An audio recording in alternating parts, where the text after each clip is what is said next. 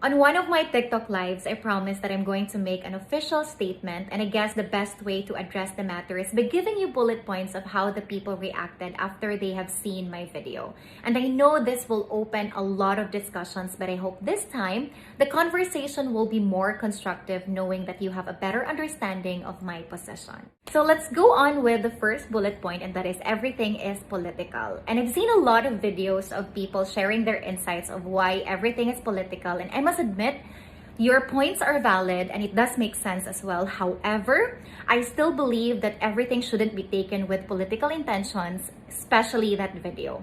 That meet was unintentional. It was unexpected. I went there for my friend, and it just so happened that he is the boss of my friend.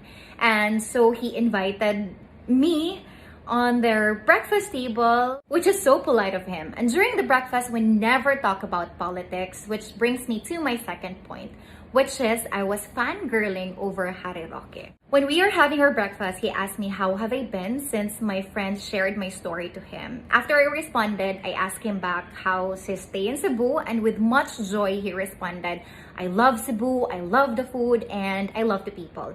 And as a Cebuana as I am, I was happy upon hearing those words. And that was the moment when I took out my phone and asked him, sir, can I take a video of you? And the rest was history. So basically, that was the reason behind that reaction. And if we're gonna switch the situation, and if ever I'll meet someone from the opposition, I will still give that person the same enthusiasm and hospitality.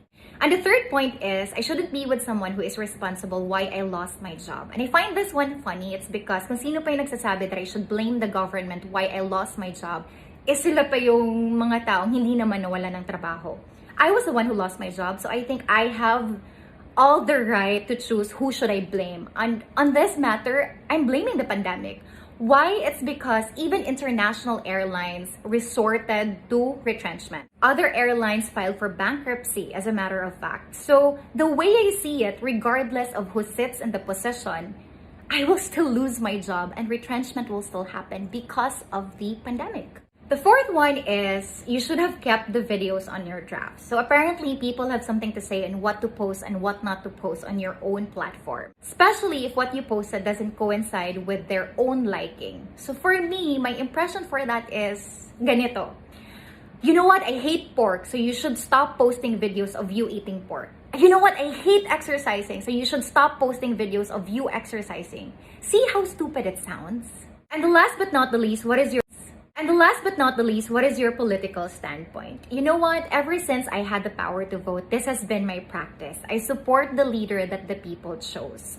And yes, there are instances that I don't agree with how they run the country, but if I don't have the best idea or I don't have any suggestions on how to resolve certain issues or certain crises, I'll remain silent and do my part as a good citizen in my own country. Because if I kept on complaining without any suggestions on how to resolve those, then I will just be an additional noise. And I think our country has enough noises to handle.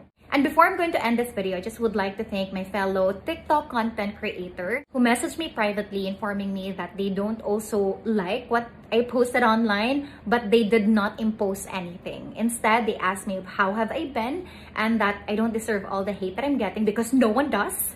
And so with that, guys, thank you so much. I do appreciate you. You don't have any idea how it helped me. Thank you so much for creating a healthy environment, not just for us, but also for our audience. So you have my appreciation. And this for me has been a learning experience, a demonstration of how powerful words and actions can be. So please do remember it pays to be kind. And lastly, we are now back to our regular programming.